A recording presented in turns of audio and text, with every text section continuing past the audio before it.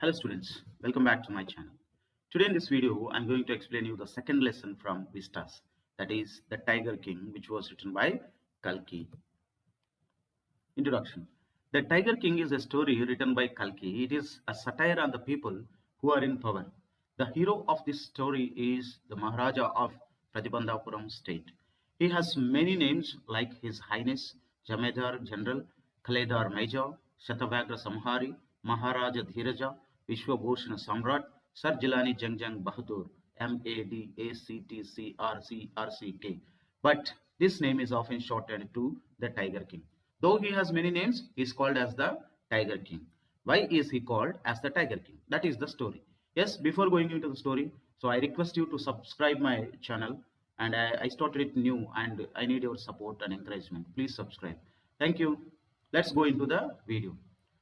Here, the writer has used a foreshadowing technique. What is a foreshadowing technique? You see here, the writer in the beginning of the story revealed that the Tiger King was dead, and his death mystery can be disclosed only at the end of the story. That means in the beginning itself that he is telling the Tiger King was dead. How he died and who killed him, that is what the curiosity, okay, to arise this curiosity, he had used this technique. And the best example from our real life is that is Bahubali 1. In that Bahubali 1, the director had created a curiosity that why Katappa killed Bahubali, right? That is why Bahubali 2 had become a huge hit. Here also, the Tiger King was killed. Who killed him? That's the main concept. That will be disclosed only at the end of the story.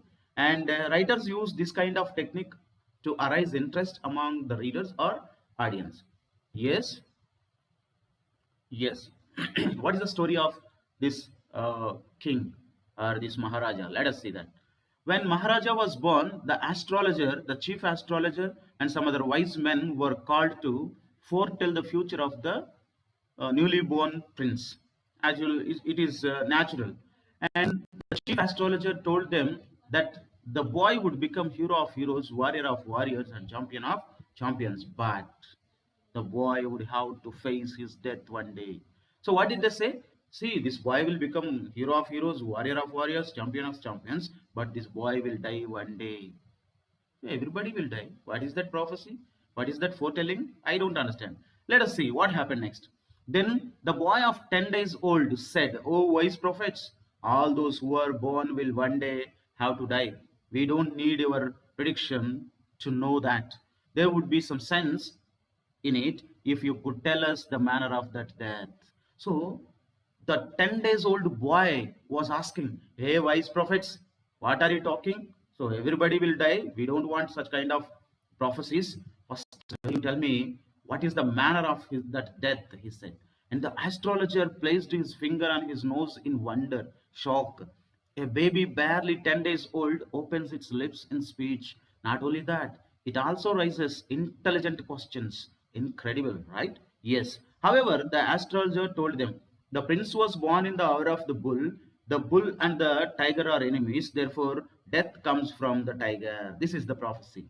Death comes from the tiger. Immediately, the boy told in his squeaky voice, "Let tigers beware." So you think the child was afraid whenever he heard the name of the tiger? No, he said, "Let tigers beware." This account is only a rumor rife in Pratibandhapuram, but with the hindsight, we may conclude it was based on some truth. Actually, this was the rumor in Pratibandhapuram, and except this rumor, nothing happened after that. And everybody came to know about this, and they believed that it is true. Yes, the prince becomes the king. Yes, the prince was given English milk, English education, tutored by an English teacher, and he saw nothing but English films. When the prince reached 20, he became the king of the Pratibandhapuram. And but everyone in the kingdom remembered the astrologer's prediction. Many continued to discuss the matter. Slowly, it came to the Maharaja's ears. Then the Maharaja had gone to forest and killed the tiger.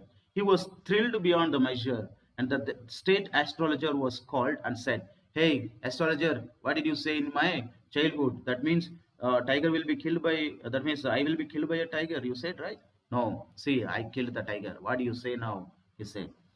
The astrologer said, Your Majesty may kill 99 tigers in exactly the same manner, but you must be very careful with the 100th tiger. So the astrologer told, Your Majesty, you may kill 99 tigers, but you must be very careful with the 100th tiger, he said. Then the king took this as a challenge and made an announcement that there should be no hunting of tigers in the forest of the state except the king. That was the announcement they made. Why? Because only the king must kill the tigers. Only the king must hunt the tigers. That is what the announcement made. And the king had taken an oath. What was the oath? Oath means here some kind of promise. The Maharaja vowed he would attend to all other matters only after killing the 100 tigers. Initially, the king seemed well set to realize his ambition. Not that he faced no dangers. There were times when the bullet misses or missed its mark, the tiger leaped upon him and he fought the beast with his bare hands. Each time it was the Maharaja's one. That means every time, whenever he was hunting, so the tigers leaped on him and he fought with them. And finally, who was the winner? Tiger King was the winner. And then once there was a problem with the British officer. What is that? Once a British officer came to this state to hunt tigers, he was interested in taking the photograph by standing at the dead body of tiger. Actually, he was interested in killing and taking the photograph with the dead body of the tiger. So he came, but he was objected by the king. And even he said that, okay, the Maharaja can kill tigers, but I will take photographs. He said, no, he was not given permission. And with that, the British officer was very serious about this. And the Maharaja and the Dewan had deliberations over this issue. That means there was a discussion. Hey, Dewan Sahib, what shall we do now? So he is very serious. We are at risk, he said. As a result, a telegram was dispatched forthwith to a famous British company of jewelers in Calcutta. And there in the letter they have written, sent samples of expensive diamond rings of different designs. Some 50 rings arrived. The Maharaja sent the whole lot to the British officer's good lady. That means this British officer's wife. He had sent that diamond rings to that British officer's wife. The king and the minister expected the Duraisani. Duraisani is none but that wife of that British officer. So Duraisani to choose one or two rings and send the rest back. Within no time at all, the Duraisani sent her reply. Thank you very much for your gifts. In 2 days, a bill for 3 lakh of rupees came from the British jewelers. Actually, what happened? They thought that the Duraisani will take one or two rings, but immediately they received a letter that, yes, thank you very much for your gifts. Means that Duraisani had taken all the gifts. And within 2 days, they received a bill of 3 lakh rupees from the British jewelers company. Yes, even though they got 3 lakh rupees bill, the Maharaja was happy because he could retain his kingdom. That's how he saved his kingdom. Yes. However, the Maharaja's tiger hunts continued to be highly successful. Within 10 years, he was able to kill 70 tigers, and then an unforeseen hurdle brought his mission to a standstill.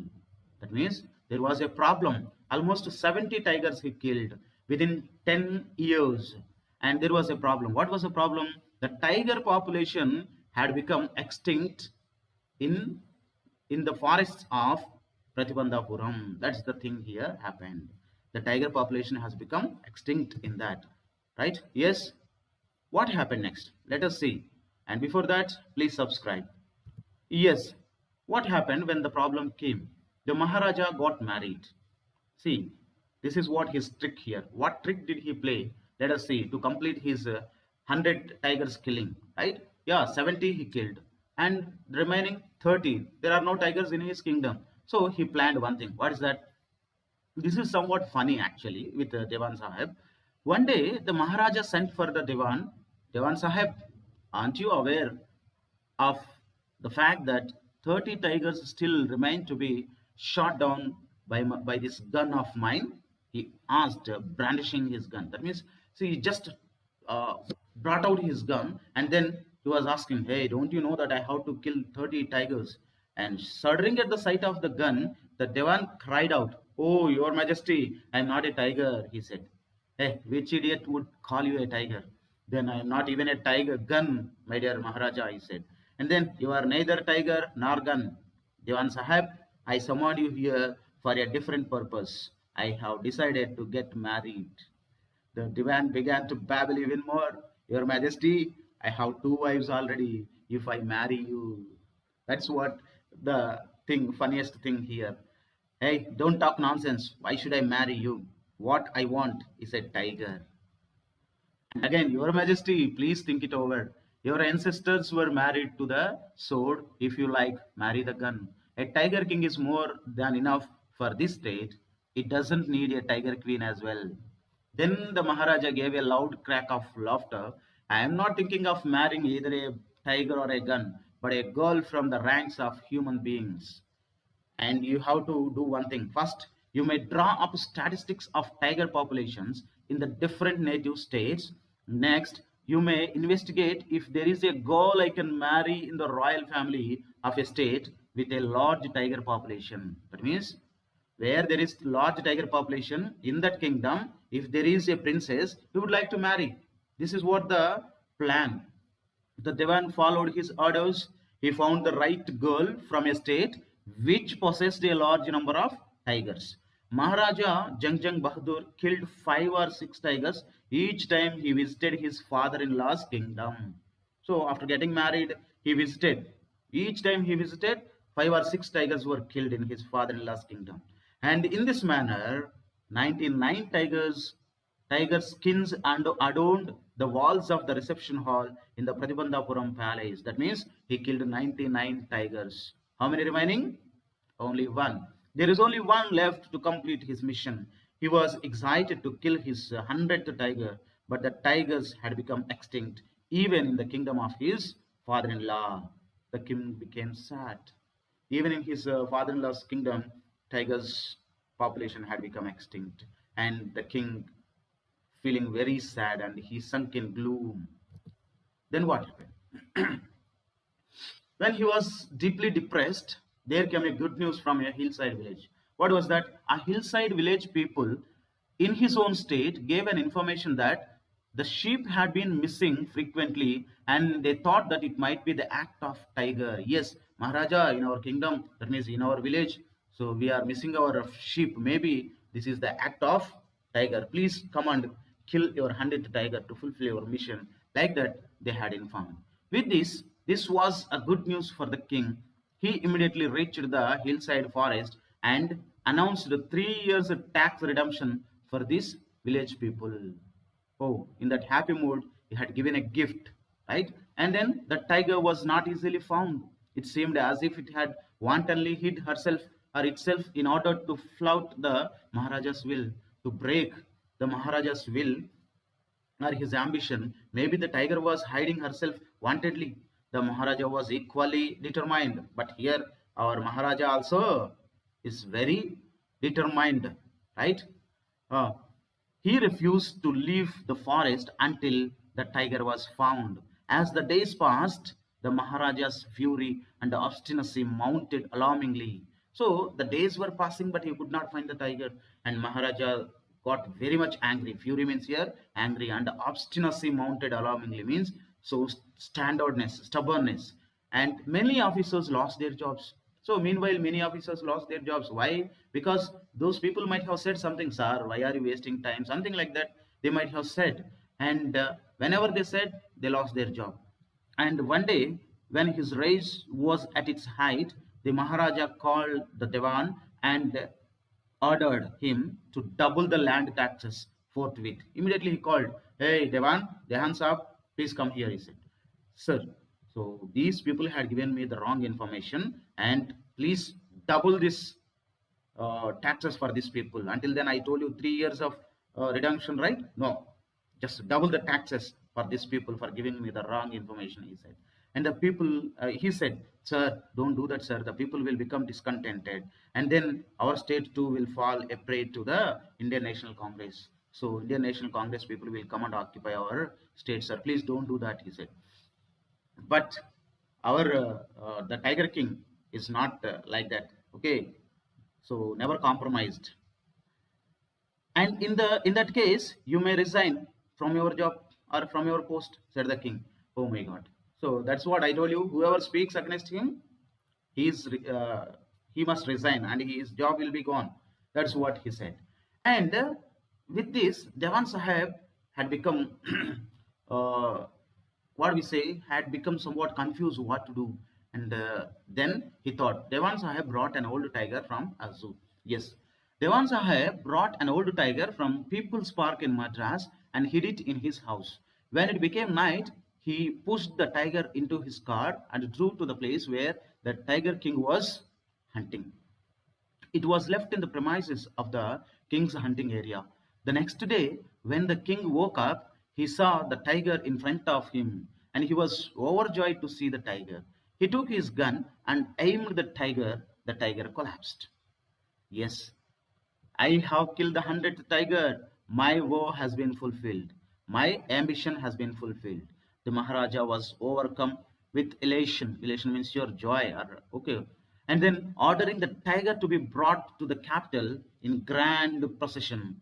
The Maharaja hastened away in his car. Yes, I have completed my mission, and please bring this 100th tiger in procession because it is a special one because I have completed my task. It is the 100th tiger. Bring it to the capital city in grand procession, he said. Yes, the king said and drove away in his car. When the hunters reached the tiger, they found that the tiger was not killed. The king missed his target. That old tiger collapsed because of the sound of the bullet. And the hunter shot the tiger from a closer point, and then thus it was killed. Then, as commanded by the king, the dead tiger was taken in procession through the town and buried. It was taken to the capital and to the in front of the palace. A tomb was erected over it. It was buried and a tomb was erected over it. Yes, Maharaja's gift to his son. Yes, as he had completed his mission, maybe he is concentrating on his family and the kingdom. A few days later, the Maharaja's son's third birthday was celebrated. Until then, the Maharaja had given his entire mind over to tiger hunting only, and he had had no time to spare or spend for the crown prince. But now the king turned his attention to the child. He wished to give him some special gift on his birthday. He went to the shopping center in Pratibandhapuram and searched every shop but could not find anything suitable or special. Finally, he spotted a wooden tiger in a toy shop and decided it was the perfect gift. The wooden tiger cost only 2 annas and a quarter, but the shopkeeper knew that if he quoted such a low price to the Maharaja, he would be punished under some rules of emergency. So he said, Your Majesty, this is an extremely rare example of craftsmanship. A bargain at 300 rupees uh, will be possible, he said. Then, very good. Let this be your offering to the crown prince on his birthday, said the king, and took it away with him. On that day, father and son played with the tiny little wooden tiger. Then what happened? The wooden tiger killed the king. Oh my God, what is this? Let us see. It had been carved by an unskilled carpenter. Actually, it means here the wooden tiger had been carved by an unskilled carpenter. Its surface was rough. Tiny slivers of wood stood up like quills all over it. One of these silvers pierced the Maharaja's right hand. He pulled it out with his left hand and continued to play with the prince. What happened? While playing, so I told you already that wooden tiger was not perfectly done. There were some slivers. Okay, slivers are nothing but rough surface. On the rough surface, some thorns like patches were there, and one of the slivers had pierced his right hand, and the king had removed it with his left hand and continued to play with the prince. The next day, infection flared in the Maharaja's right hand. In 4 days, it developed into a suppurating sore which spread all over the arm. So what happened? So it spread all over the arm. Infection spread all over the arm. And three surgeons, famous surgeons, who were brought in from Madras. After Madras is nothing but Chennai. Erstwhile, it was called as Madras. After holding a consultation, they decided to operate. The operation took place. The three surgeons who performed it came out of the theater and announced the operation was successful. The Maharaja is dead. In this manner, the 100th tiger took its final revenge upon the Tiger King. There ends the story actually. What is the moral of the story? This is the moral of this is the story of a king who killed the tigers mercilessly just for delight and to prove his valor. The king commits a grave sin and thus was punished for his crime. Therefore, it can be said the moral of this story is that man may be powerful, but he is incompetent before death and his destiny. That means man is powerful, but destiny is more powerful, and you can't escape it. There ends the story. My dear students, I hope you like this video. And if you like my video, please subscribe. Thank you.